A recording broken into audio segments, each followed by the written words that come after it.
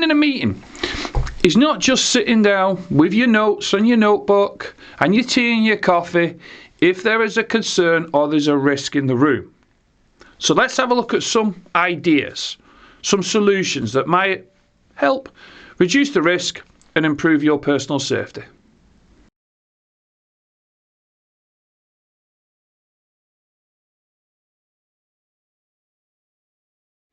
So, meetings. Let's have a look at it like this. If you believe that there is a risk, have you considered certain things? Like, for instance, have you actually told a colleague or your manager your concerns? Have you told them where you're actually having the meeting?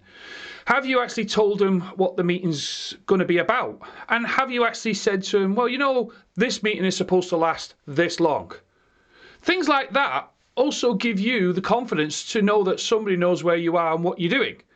Also, have you ever thought of code words?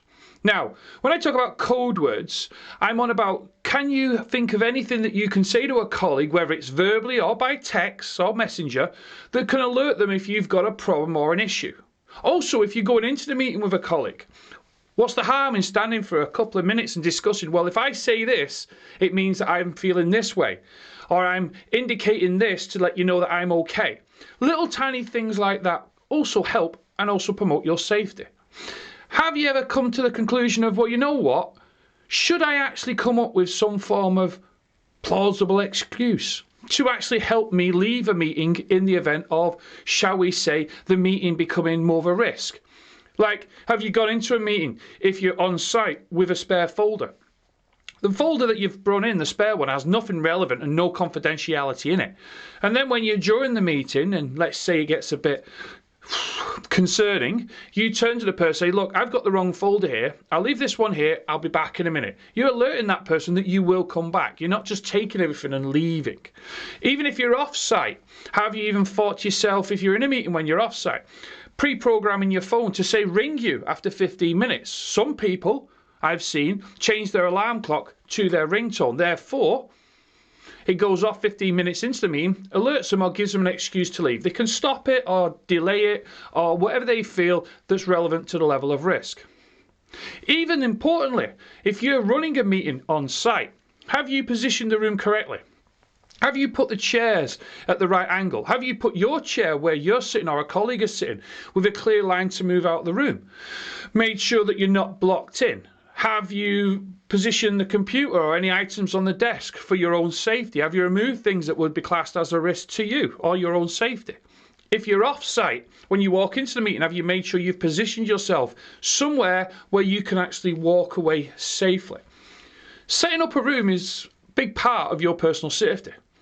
It's like when I talk to organisations about when they've installed panic buttons into their meeting or interview rooms. I've said to them, great, fantastic, but where does the staff sit to activate it? And secondly, when it's activated, what happens?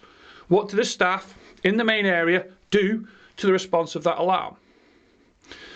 And one thing I always try to say as well is, let's just look at the dark side briefly. If you had a serious incident in, let's say, a meeting, and you actually use that excuse, or you leave the room, you escape the room, where do you go? Where's your safe zone? Where can you go to feel safe? Who can you go to feel safe? And that both works on site and off site. And safe zones is something I try and encourage people if they believe they're going into a meeting with a concern. It's okay getting out of the room, but where do you go when you're out the room to feel safe? As I always joke, the only person that's going to keep you safe is you. And taking the time to sit back and look at when you're actually going to conduct a meeting or you're going to partake in a meeting and you believe there's an element of risk, only takes a couple of minutes to sit down and think, what can I do different, or what can I implement to ensure my personal safety? Thanks for watching. Please stay safe whatever you're doing. Please continue to watch the videos. Like them, subscribe to them, whatever you feel will be benefit to you. Bye for now.